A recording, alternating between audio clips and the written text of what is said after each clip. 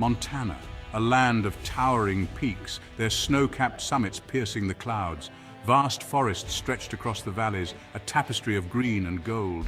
Rivers, like silver ribbons, snaked through the wilderness. The air, crisp and clear, carried the scent of pine and earth. The year was 1908. The lure of the West, with its promise of land and opportunity, had drawn folks from across the nation. They came seeking a fresh start, a chance to carve their destiny from the rugged terrain.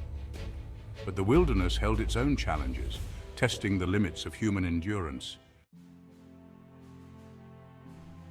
Thomas Callahan, a man hardened by life's trials, stood on the porch of his log cabin. His weathered face, etched with the passage of time, gazed out at the sprawling vista. He had claimed this homestead on Cedar Creek with his own two hands, clearing the land, building his shelter. Sweat and toil had transformed a patch of wilderness into a place to call home.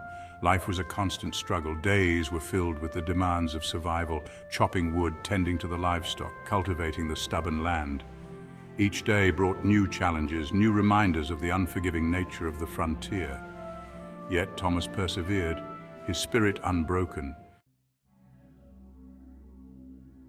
The relationship between the settlers and the native tribes was a complex one.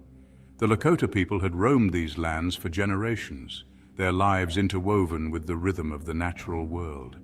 The arrival of the settlers, with their fences and their claims, disrupted the balance that had long existed. One cool evening, as the sun dipped below the horizon, casting long shadows through the pines, Thomas encountered a group of Lakota hunters. Tension hung heavy in the air. They were wary of each other, their differences amplified by the language barrier and the weight of history. Section 4. A Bridge of Understanding. A young Lakota woman, Winona, stepped forward. Her eyes, filled with a wisdom beyond her years, met Thomas's gaze. She spoke in broken English, the language she had learned from traders. Her words were measured, carefully chosen to bridge the chasm of suspicion. Thomas listened intently, his initial apprehension giving way to a cautious curiosity. Winona explained that a harsh winter threatened their tribe's food supply. Their usual hunting grounds were barren, the game scarce. She requested permission to hunt on Thomas's land. Section 5. Winter's Embrace, Spring's Promise. Thomas hesitated, weighing the risks against the potential for understanding. He had heard tales of conflict, of mistrust between settlers and natives, but Winona's plea resonated with him. He knew the hardships of this land, the constant battle for survival. He agreed, allowing the Lakota to hunt on his land.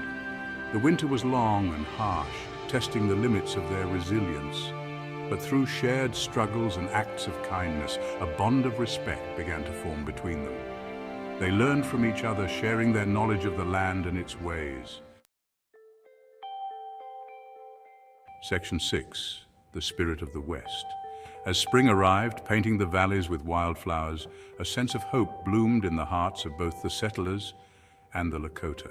The frontier, once a symbol of division, became a testament to the enduring human spirit and its capacity for resilience, adaptation, and unexpected connection.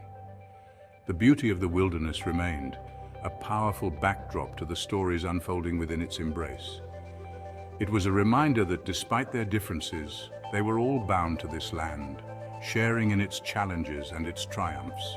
And in that shared experience, a fragile hope for peace and understanding took root.